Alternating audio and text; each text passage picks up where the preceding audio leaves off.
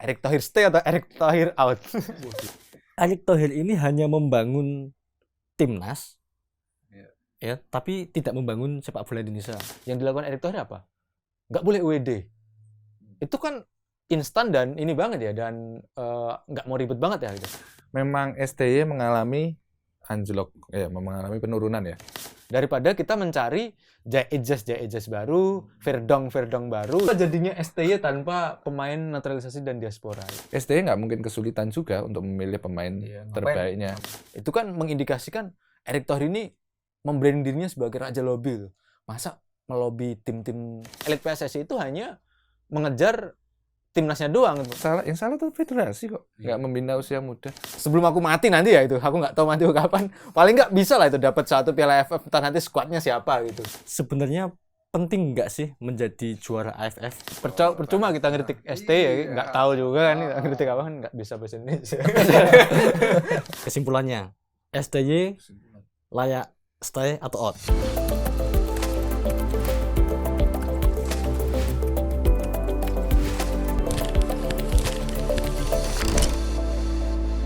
Halo teman-teman, kembali lagi di program Akar Rumput. Sekarang edisi ke-17. Aku dan Fendi hari ini bareng dengan Mas Modi Alfianto, Seorang supporter timnas Indonesia. Dan supporter timnas Indonesia baik. Menawane Persebaya Surabaya atau Arema. Bonek Mas? Enggak. Saya supporter timnas Indonesia mana? Dia kan jelas PSIR ya. PSIR. Oke, seperti yang label Mas Modi ya kan, sebagai supporter timnas, hari ini kita akan coba ngerasani perkembangan atau hasil AFF 2024 kemarin, yang mana timnas kita ternyata nggak lolos ke semifinal AFF 2024 ya. Ini menjadi pukulan telak, apalagi di medsos netizen banyak yang kemudian menyerang STY karena untuk ajang AFF kok ngono-ngono aja. Sementara ada yang membandingkan dengan Indra Safri akhirnya, karena Indra Safri itu dengan membawa amunisi muda itu sudah 4 kali ya juara AFF gitu kan. Nah, Sintayong masih belum bisa seperti Indra Safri yang katanya sebagai pelatih hebat gitu kan. Tapi pertanyaanku pertama, sebenarnya penting nggak sih menjadi juara AFF, terutama AFF senior yang kita memang hingga saat ini belum dapat ya. Terakhir kapan kan kalau AFF senior? Belum pernah dapat. Yang Tiger belum ya? Belum. Nah, malah sama sekali belum mendapatkan kan. Itu seberapa penting itu bagi timnas ya? Karena ini juga sih, karena ternyata ya sekarang ini banyak yang kita nggak usah fokus AFF lah. Ini Piala Ciki nggak penting. Gitu. Aku dulu ya. Selaku penonton lawas ya, anjing kesannya kayak tua banget ya. Umurmu berapa? Ya kepala 3 mungkin ya. Aku juga nggak ngitung ya. Tapi sebagai penonton timnas ya, yang mengalami sakit hati saat timnas dikalahin Korea ya, lewat gol deflektif, aku masih ingat 2007 yang membawa timnas itu gagal lolos ke perempat final Piala Asia 2007. Aku ngerasa AFF itu adalah bare minimum gitu. Ya meskipun sekarang itu banyak orang yang menganggap AFF ini ciki, AFF ini nggak penting itu. Toh perhitungan poin FIFA juga kecil banget ya gitu dan lain sebagainya gitu. Tapi euforia orang-orang lama ini aku pikir masih ada itu. Terutama aku mungkin nggak bisa mewakili suara semua orang ya, tapi untuk suara pribadiku sendiri gitu, selaku yang mengikuti timnas sejak lama, aku merasa ya kerinduan atas mengangkat trofi di kontinental di Asia Tenggara ini sangat penting itu. Apalagi kalau melihat rival-rival kita yang paling dekat, Malaysia lah itu. Singapura udah sering gitu. Thailand udah jadi raja gitu, apalagi Vietnam itu. Mereka sudah mendapatkan itu. Posisi kita itu kalau belum pernah mendapatkan gelar di AFF, kita nggak ada bedanya. Atau katakanlah kita masih selevel lah dengan negara-negara seperti Laos, Timor Leste gitu. Kalau mau dibilang selevel ya nggak juga, tapi secara pencapaian gitu, kita nggak ada bedanya sama mereka gitu. Ya. Mungkin memang secara prestis nggak terlalu prestis gitu, tapi kalau ngomongin mendapatkan gelar yang prestis aja gitu, toh tim-tim besar kayak Manchester City misalnya, dia itu kalau dapat kesempatan main di Piala Carabao Cup itu yang tiernya itu tier 3 di Liga Inggris, dia tuh juga nurun pemain inti gitu loh. Artinya penting nggak penting piala itu, yang namanya mentalitas. Sekali kamu punya kesempatan main di kompetisi tersebut, ya artinya kamu harus berupaya untuk meraihnya gitu. Seciki apapun piala itu. Dan timnas menurutku paling nggak sebelum aku mati nanti ya itu, aku nggak tahu mati kapan, paling nggak bisa lah itu dapat satu piala AFF, entah nanti skuadnya siapa gitu. Hebat Kayak gitu banget sih. Sebelum aku mati, AFF itu bare minimum. Nah, itu Ya minimal sebelum dapat piala-piala lain, paling nggak aku pengen lihat itu kita ngangkat piala AFF, apalagi kita angkatnya di Bukit Jalil itu. Wah keren. Mas Mat, orang provokatif. Orang provokatif.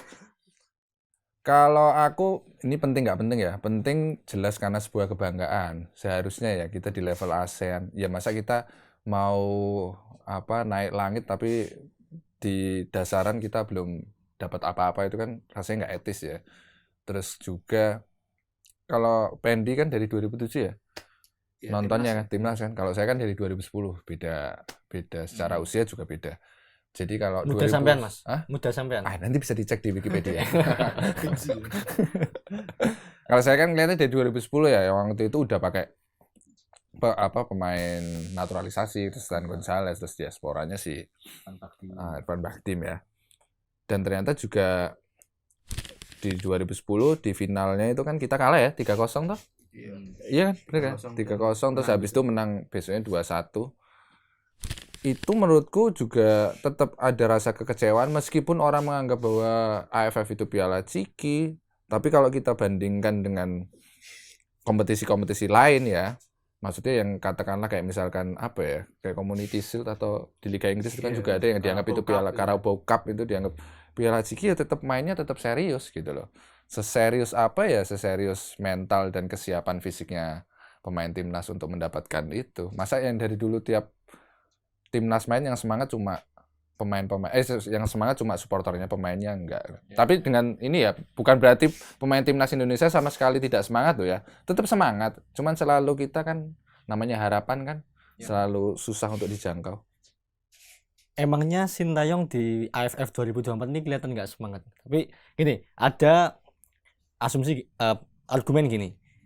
Ini kan udah ketahuan nih AFF senior, ya toh? Dan tahu lawan-lawannya juga menurunkan skuad terbaik. Vietnam terbaik, Thailand juga serius-serius mereka kan. Sementara Sintayong kemudian menurunkan pemain-pemain U22. Ya ada argumen lain gini. Ini kan untuk menambah jam terbang pemain U22, Regenerasi. Tapi sebenarnya kan AFF juga berjenjang. Yaitu ada U19, U20, bahkan di level Asia pun juga ada Piala Asia U19, U20, artinya berjenjang gitu loh. Artinya kalau di senior ya seharusnya yang diturunkan juga senior. Kalau misalkan nggak bisa memanggil pemain-pemain yang abroad, itu kan masih bisa memanggil ya di Liga 1 ada yang gacor, Lili Pali sedang gacor-gacornya, Ezra juga sedang perform gitu kan. Tapi nggak dipanggil. Itu kemudian menjadi pertanyaan publik. Ini Sintayong serius nggak sih? Sudah tepat nggak sih memilih pemain? Kalau misalkan dia pengennya memanggil pemain U22 di Liga 1 kurang apa kekurangan gitu pemain muda U22 yang lebih lebih perform ketimbang yang diturunkan kemarin gitu. Kalau secara ide sebetulnya aku nangkap idenya itu kan regenerasi ya, secara logika udah masuk nih. Sintayong pengen ada regenerasi gitu, artinya ya karena prioritas mereka itu kualifikasi Piala Dunia, ya AFF dianggap prioritasnya lebih kecil lah gitu, makanya yang dipanggil U22 gitu. Secara ide udah bagus nih gitu. Pertanyaannya adalah coba cek siapa pemain yang dipanggil sekarang ini yang U22 itu kan. Hitung siapa yang mereka di timnya itu sudah main secara rutin, artinya masuk starting line up tiap hari. Aku nggak tahu, mungkin teman-teman bisa koreksi. Kalau musim-musim sebelumnya Liga 1 itu punya kebijakan untuk memainkan pemain U23 itu kan. Paling nggak 45 menit. Tapi ternyata itu cuma buat menggugurkan kewajiban aja ya, babak kedua tetap diganti meskipun perform apa enggak itu kan. Artinya emang nggak ada niatan main ke situ gitu. Dalam artian kayak gini. Yang dipanggil ini itu adalah orang-orang yang kelihatan ya, di klub itu kelihatan maksudnya perform gitu. Tapi ya karena di klub yang paling bagus di antara terburuk itu cuma pemain-pemain ini. Artinya mereka kalau untuk ke level timnas itu belum, kualitasnya masih jauh lah kayak gitu. Itu yang jadi perhatian. Itu pertama. Kemudian yang kedua gitu. Meskipun secara ide bagus, secara mental aku nggak yakin mereka sudah teruji, apalagi lawan-lawannya Nguyen Vietnam itu kan pemain senior semua gitu. Thailand juga beberapa pemain senior masih di bawah gitu. Sebetulnya masih punya opsi Sintayong itu memanggil pemain senior yang nggak terpakai di timnas utama, kayak misalnya Kambuaya, Egy gitu. Atau kalau mau memanggil lagi pemain kayak seperti Maklok kan masih juga layak untuk main di senior itu, tapi nyatanya nggak juga.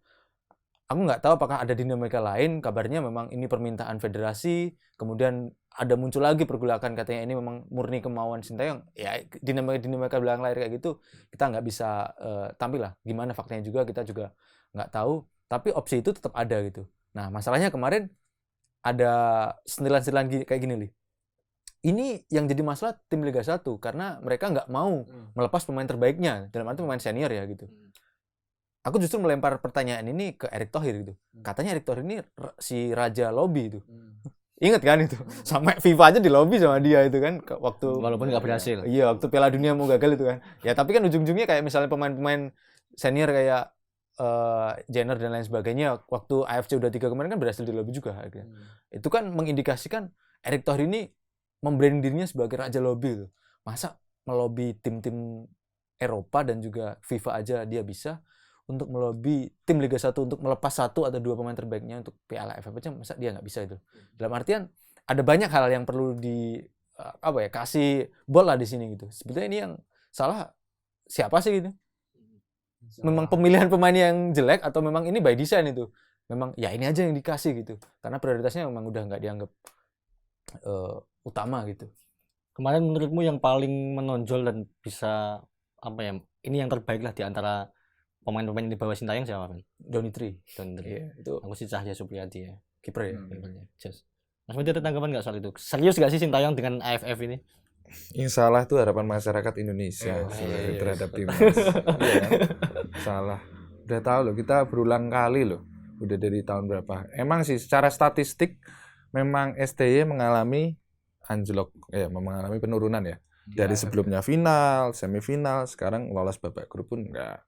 Terus benar tadi apa kata Ali bahwa pemanggilan pemain itu seharusnya gimana? Kalau nggak salah ingat itu setahun sebelumnya itu ada batasan minimal klub Liga 1 atau Liga 2 ada maksimal 2 pemain kan. Kalau sekarang kan enggak. Terus kalau misalkan alasannya tidak serius, ya udah kalau tidak serius nggak usah sekalian memanggil pemain-pemain, katakanlah itu pemain senior ya, kata Arhan Asnawi yang Marcelino ya, walaupun Marcelino secara usia masih layak ya dimasukkan dalam U22 dan ternyata memang saya nggak tahu pengamat sepak bola di luar sana melihat Arhan dan Asnawi itu permainannya gimana. Kalau menurut saya sih biasa-biasa aja di tampilan AFF kemarin ya. Terus apalagi yang menonjol? Kalau yang menonjol ya siapa lagi selain Donny Tree Pamungkas?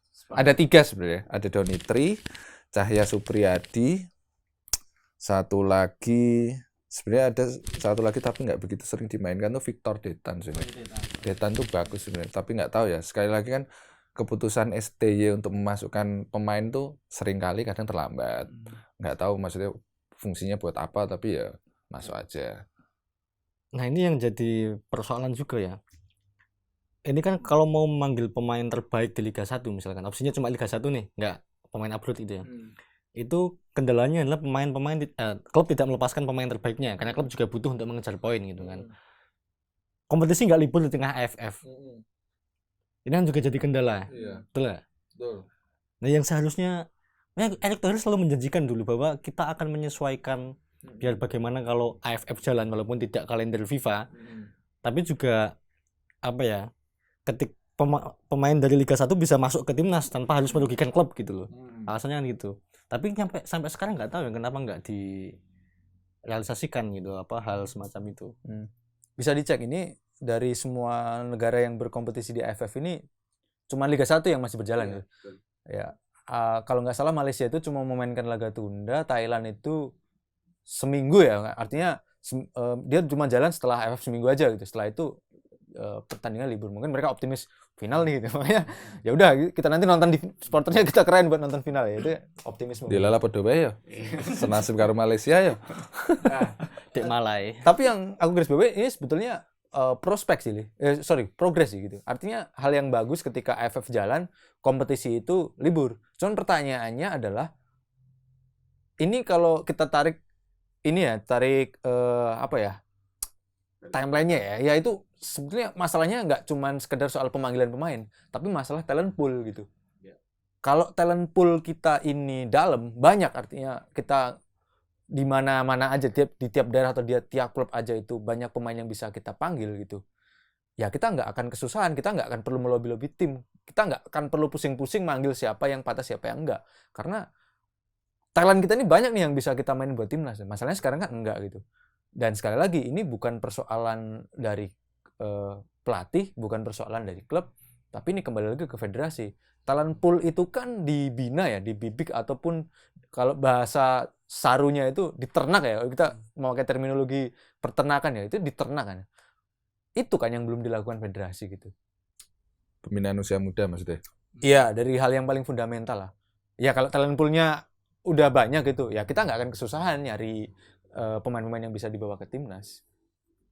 Oke, akhirnya ada pendapat semacam ini ya. Aku ngutip dari pengamat sepak bola namanya Kesit B. Handoyo gitu. Kesit. Jadi Sintayong ini lagi-lagi ya tadi mencoba untuk melihat dari sisi Sintayong yang dianggap mengambil keputusan yang tidak tepat gitu. Sintayong tanpa pemain-pemain diaspora atau naturalisasi ternyata ya sebagai pelatih biasa aja, miskin taktik, terus nggak visioner, bingungan gitu-gitu. Sepakat nggak dengan itu? Atau sebenarnya yang salah ini strategi Sintayong kah? Atau ya tadi sebenarnya Jokowi. Sebenarnya Erick Thohir ini hanya membangun timnas, ya, tapi tidak membangun sepak bola Indonesia. Ada argumen semacam itu juga. Gimana Mas? Sebagai penggemar Pep Guardiola. Kalau berarti City biasa-biasa aja tuh tanpa ada Rodri. Tanpa Rodri ya. Nggak tahu ya, yang salah strateginya atau pemainnya ya. Karena kalau lihat dari tiap pertandingan itu selalu, menurut saya kesalahannya itu terletak di paling dasar, yaitu passing, baik passing maupun power passing. Itu secara taktikal ya. Nah, aku juga nggak tahu apakah strategi STY yang harusnya mungkin jalan ke bawah atau harus menyerang dari kiri terus. Atau lemparan ke dalam terus. Enggak. Karena ya itu bisa jadi karena dia mentok. Ya. Karena mentok sehingga tidak punya pemain-pemain yang diharapkan, akhirnya ya mau nggak mau ujuk-ujuk ya selalu throw in macam Rory Delap gitu. Tahu Rory Delap nggak? Stoke City. Ya itu. Jadi ya nggak tahu sebenarnya yang salah tuh federasi kok, nggak membina usia muda. Kalau dia bisa bagus membina usia muda, STY nggak mungkin kesulitan juga untuk memilih pemain terbaiknya. Ngapain capek-capek naturalisasi ya. Tapi kalau statement STY miskin taktik, nah ini ya, berarti bisa diedit sih gitu ya. ini juga kita lihat dua sisi ya, di timnas U22 kemarin sama di senior yang isinya J.I.J dan kawan-kawan itu. Taktiknya gimana menurutmu? Ini sih, aku dari dulu sebetulnya term miskin taktik itu nggak suka, meskipun sering denger ya. Maksudnya miskin itu kan soal jumlah ya. Artinya kalau jumlah kan ngomongin seberapa banyak gitu kan. Ya pelatih itu adanya kan idealisme ya, kalau misalnya, kalau setahu ya ngikutin Sintayong dari zaman di Korea itu kan, dia memang pakemnya itu sepak bola yang defensif, main counter attack cepet ya gitu. Itu kan idealisme gitu. Kalau miskin taktik kan artinya banyak gitu. Kalau mentok di bertahan, ya dia pakai strategi misalnya fluid counter attack atau gegenpress press dan lain sebagainya. Nah itu kan terminologi miskin taktik menurutku nggak cocok, karena seorang pelatih punya idealisme gitu. Nggak bisa pelatih itu punya banyak pakem dalam satu pertandingan itu satu yang garis bawah. Yang kedua soal Mas Modi tadi yang bilang ini kesalahan federasi, ya aku sepakat banget, karena bener li Erick Thohir itu atau ketua PSSI terdahulu, bahkan aku nggak cuma pengen nyebut Erick Thohir juga, mereka itu hanya ingin membangun timnas gitu tanpa ingin membangun sepak bola gitu. Sepak bola Indonesia itu dua hal yang berbeda ya. Membangun timnas dan membangun sepak bola Indonesia itu. PSSI kan Persatuan Sepak Bola Seluruh Indonesia gitu. Dan Erick Thohir ketua PSSI, bukan Persatuan Timnas Indonesia misalnya gitu kan. Artinya ya dia tuh di statuta di statuta PSSI itu Kalau aku salah koreksi nanti ya. Itu kalau nggak salah di pasal 4 poin A sama poin B itu jelas itu. Tujuan ataupun tugas dari ketua PSSI itu adalah ya memajukan sepak bola gitu, membuat atau menggelar kompetisi untuk memajukan sepak bola Indonesia, bukan timnas Indonesia. Sementara kalau misal fokus kita masih pada misalnya STI out, STI stay atau STI salah gitu dalam menerapkan taktik dan sebagainya. Berarti orientasi kita adalah orientasi timnas itu. Yang dilihat hanya timnasnya gitu. Ya karena memang selama ini elit PSSI itu hanya mengejar timnasnya doang gitu, memajukan timnasnya doang gitu. Mereka nggak memikirkan soal pemajuan sepak bolanya gitu. Dan ini kelihatan kok. Erick Thohir selaku elit itu menggunakan logika birokrasi dalam membangun bukan membangun sepak bola, membangun timnas itu. Logika birokrasi itu kayak gimana sih? Yang jelas mereka nggak mau ribet, caranya instan. Nggak mau ribet ya kelihatan kalau misalnya kita lihat Kanjuruhan ya misalnya. Itu kan masalah fundamental banget tuh. Yang jadi masalah soal gimana membangun stadion yang aman itu. Alih-alih meregulasi soal standarisasi stadion dan soal keamanan, polisi nggak boleh bawa gas air mata. Yang dilakukan Erick Thohir apa? Nggak boleh UED. Itu kan instan dan ini banget ya, dan nggak mau ribet banget ya gitu. Dan itu dibawa dia regulasi itu ke timnas gitu. Pengen timnasnya bagus gimana sih? Ya udah naturalisasi sebanyak-banyaknya itu. Poinnya adalah naturalisasi itu kan pasti ada habisnya itu loh. Kita nggak bisa cuma ngandelin bakat-bakat dari luar gitu. Makanya yang terpenting adalah ya itu tadi gitu. Gimana kita menerapkan pembangunan atau pembibitan pemain dari usia muda gitu. Semiskin-miskin taktiknya Sintayong, aku yakin kalau dia nggak bingung milih talent di akar rumput, ya paling nggak minimal untuk menerapkan taktiknya pun dia udah gampang gitu. Percuma loh Li kalau misalnya kita nanti narik Guardiola gitu. Tapi ketika apalagi Amorim ya. misalnya Ruben Amorim, Wah, Amorim merasa diharapin bos. ya, yang sama ya 3-4-3 misalnya tiba-tiba Erick Thohir kesambut itu kan. Kita rekrut si Ten Hag yang harus dipecat itu kan. Tak suruh ngelatih timnas itu. Tapi dia nggak punya talent pool gitu karena dari pembibitannya saja nggak ada gitu. Yang dipanggil itu aja. Ya paling mentok kalah di Bahrain lagi gitu, di Cina lagi gitu. Ya Filipina lagi gitu. Ya, barangkali ini STI dulu ya, miskin taktik atau SBY bukan miskin taktik sih. Dia lebih milih taktik defensif sih. Jadi kalau misalkan dianggap miskin taktik itu bisa dikalkulasikan dari STY memimpin, sejak STY memimpin timnas Indonesia, berapa kali jumlah gol yang dicetak oleh pemain-pemain timnas Indonesia dari open play. Nah, dari open play. Aku nggak tahu ya, mungkin ada statistik yang lebih detail dan lebih rinci. Kalau di situ ternyata open play-nya ternyata lebih dikit daripada yang lainnya, mungkin barangkali bisa dianggap miskin taktik ya. Walaupun memang kalau misalkan STY emang lebih suka defensif dan dilihat dari banyaknya pemain yang dipanggil di line up maupun keseluruhan kan pasti selalu kebanyakan pemain bertahan ya. Yang diaspora pun banyak kan yang bertahan. Bahkan pun kalau misalkan memainkan striker pun bukan striker yang murni kan. Makanya itu yang selalu dikritik banyak orang kan. Nggak punya nomor 9.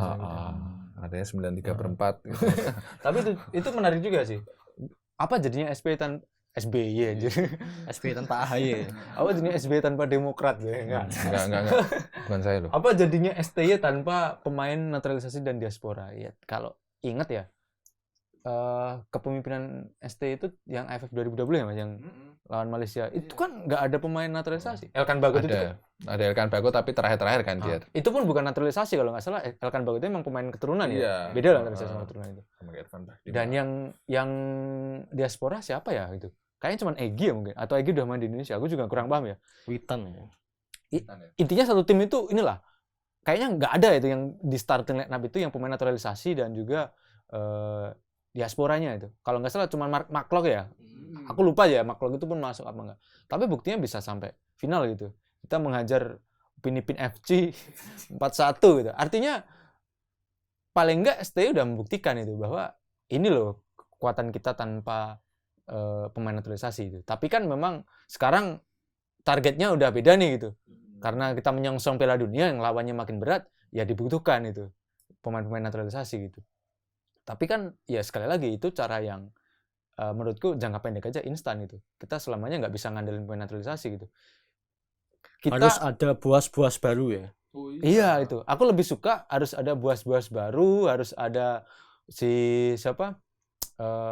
Roci Putirai baru itu. Boas tuh dari 2004 ya. Iya. Atau Bambang tuh menurutku striker flamboyan nomor 9 yang paling bagus yang belum dimiliki sekarang. Daripada kita mencari Jai Ejas baru, Verdong baru yang itu mungkin 5 atau 10 tahun lagi kelahirannya juga ya kita nggak bisa memprediksi lah gitu. Oke, kesimpulannya. STY layak stay atau out? Isi aman tuh baterai ini? Oh iya. Masih panjang ya. Mikirin maksud gue, aman kan mikir sih.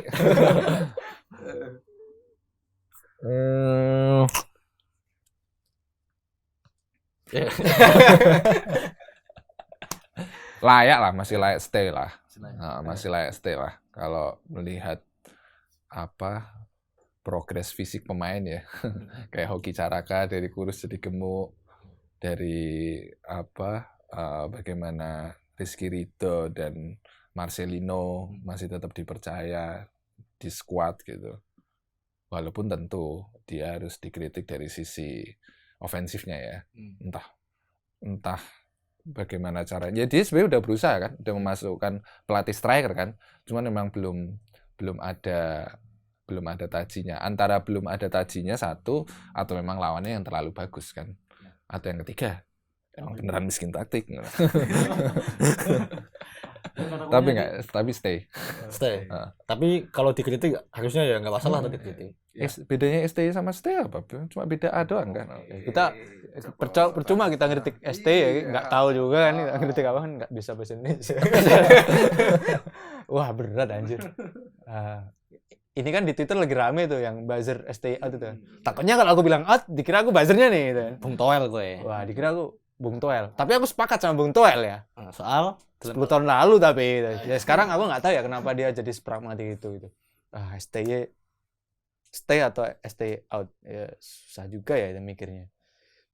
Nah, aku tetap stay minimal sampai Piala Dunia selesai. Nah, kualifikasi selesai. Kualifikasi selesai. Kalau misalkan dia tiba-tiba dihentikan di tengah jalan, ya itu malah ngulang lagi. Kalau aku malah lebih jauh Mas itu. Daripada menunggu kualifikasi Piala Dunia selesai, kalau aku lebih sepakat kita tunggu sampai Piala Asia 2027 selesai. Baru setelah itu ya kita mau narik Erik ten Hag, mau narik Amorim gitu.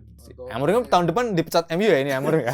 Bisa tuh ke timnas itu. Nanti Allegri juga bisa. Ya, Allegri lebih defensif lagi. Tapi daripada kita mendebatkan ST out atau SPST yang itu jelas orientasinya kita nyalahin orientasinya timnas sentris banget itu kan. Padahal itu permasalahannya sentris lagi lah. Iya, permasalahannya kan sepak bola secara umum ya. Mending aku lempar pertanyaan ke kamu. Erick Thohir stay atau Erick Thohir out? Wah, diwalik. Aku sih kalau masih gini-gini aja ya, terus ganti merah apa-apa. Ganti kita revolusi PSSI. Iya. Berarti sepakat semua ya? PSSI itu cuma membangun timnas tapi tidak membangun sepak bola. Iya, dari era Nurdin Halid, Lanyala sampai sekarang nggak ada bedanya. Padahal cuannya apa? Diedit sih kayak gitu. Oke teman-teman, demikian Akar Rumput edisi ke-17. Kami pamit. Aku Reza. Aku ST. Antek Bung Toel. Terima kasih.